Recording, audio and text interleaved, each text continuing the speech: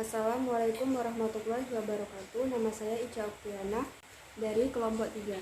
Di sini saya akan menjelaskan tentang cash wakaf link suku.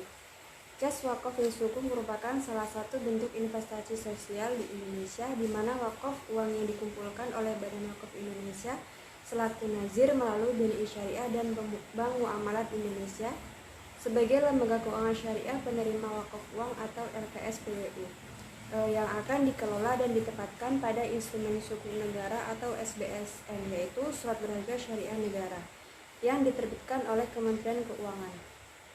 Cash wakaf link suku juga melibatkan 5 stakeholders, yaitu yang pertama, Bank Indonesia sebagai akselerator dalam mendorong implementasi CWLS dan bank kustodian. Yang kedua, Badan Wakaf Indonesia atau BWI sebagai regulator, leder, dan nazir yang mengelola CWLS. Yang ketiga yaitu Kementerian Keuangan sebagai issuer SBSN atau surat berharga syariah negara dan pengelola dana di sektor real. Yang keempat yaitu nazir wakaf produktif sebagai mitra BWI yang melakukan penghimpunan dana wakaf. Dan yang terakhir yaitu Bank Syariah atau Bank Muamalat Indonesia dan BNI Syariah sebagai lembaga keuangan syariah penerima wakaf uang. Baiklah, saya Nyulfilania Putri. Saya di sini akan menjelaskan mengenai karakteristik CWLS. Karakteristik CWLS yang pertama diperuntukkan bagi investor atau wakil individu dan institusi. Yang kedua, minimum pemesanan 1 juta dan maksimum pemesanan tidak terbatas. Yang ketiga, sesuai prinsip syariah. Yang keempat, tenor 2 tahun.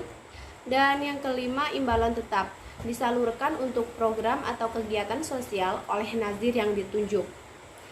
Yang terakhir, tidak dapat diperdagangkan di pasar sekunder. Selanjutnya, tujuan CWLS. Tujuan CWLS yang pertama, memudahkan masyarakat untuk berwakaf uang yang aman dan produktif.